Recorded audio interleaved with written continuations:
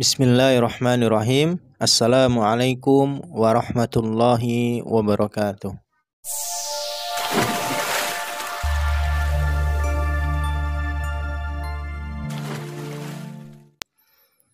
Alhamdulillah. Alhamdulillahi rabbil alamin. Wabihi nasta'in.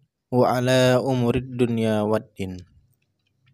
Assalatu wassalam ala asrafil anbiya'i wal mursalin wa ala alihi wa sahbihi ajmain. Ashhadu an la ilaha illallah wahdahu la syarikalah wa ashhadu anna Muhammadan abduhu wa rasuluh.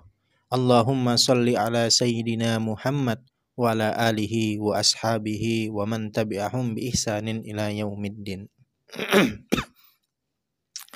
Alhamdulillah, puji syukur kita kepada Allah Subhanahu wa taala, yang mana Allah Subhanahu wa taala telah memberikan rahmat dan hidayahnya kepada kita, sehingga di kesempatan kali ini kita masih diberikan kekuatan untuk belajar bersama, untuk sharing bareng, untuk menuntut ilmu. Agar apa? Agar diri kita tidak terjerumus ke dalam kesesatan. Alhamdulillah, di kesempatan kali ini kita sama-sama akan membahas sharing tentang teknik ruqyah dengan menggunakan telapak tangan.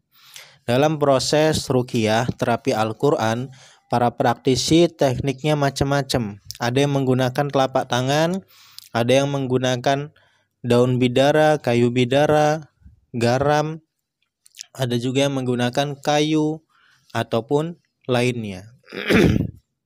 Akan tetapi di kesempatan kali ini kita sama-sama akan membahas tentang teknik ruqyah dengan menggunakan telapak tangan. Jadi kita lihat di sini gambar pertama ya. Ini foto saya ketika meruqyah pasien. Saya pegang kepalanya menggunakan telapak tangan saya. Jadi keluhannya dia ini ketika itu sering kesurupan, bandel. Orang tuanya menginginkan dia untuk diruqyah. Dan ketika diruqyah, awalnya saya hirupkan dia dengan aroma minyak kasturi. Sebagaimana sabda Rasul, sebaik wewangian itu wangi kasturi. Ketika saya hirupkan dia dengan minyak kasturi, maka yang terjadi dia kesurupan. Langsung kesurupan, dan ketika itu langsung saya pegang kepalanya dengan telapak tangan, lalu saya bacakan ayat-ayat Al-Quran sebagaimana firman Allah, wa nunazzilu minal qur'ani ma huwa syifa.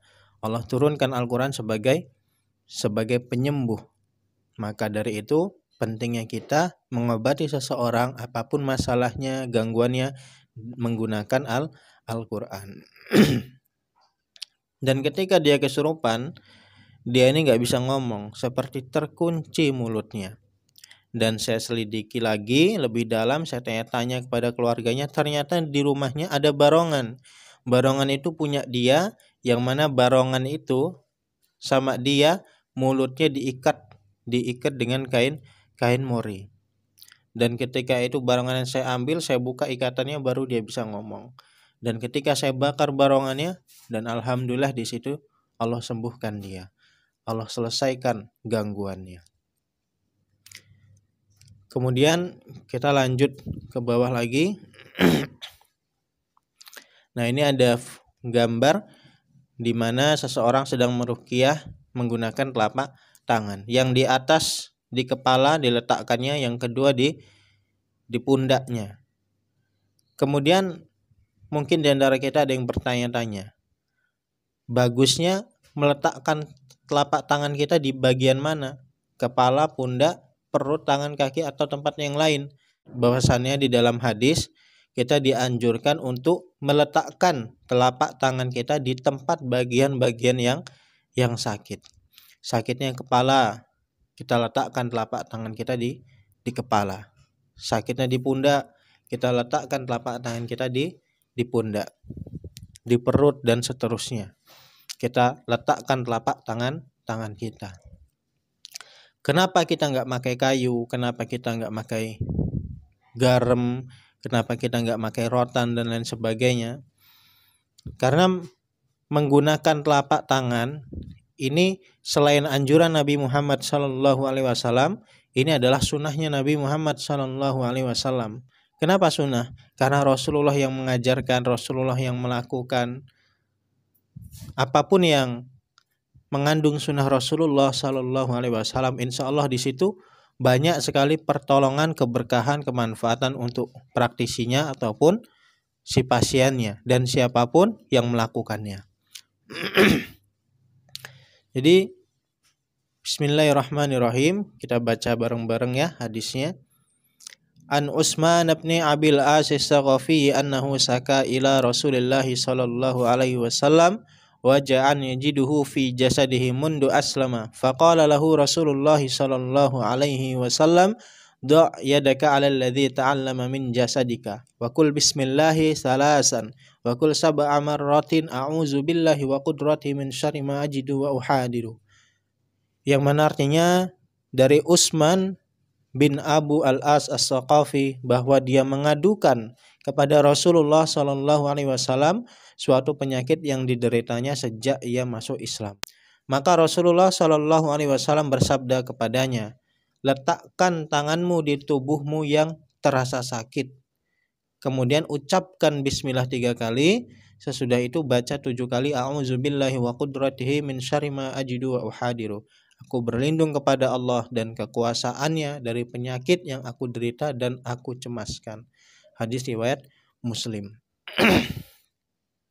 Jadi caranya, contoh misal gini, saya sakit gigi ya, sakit gigi.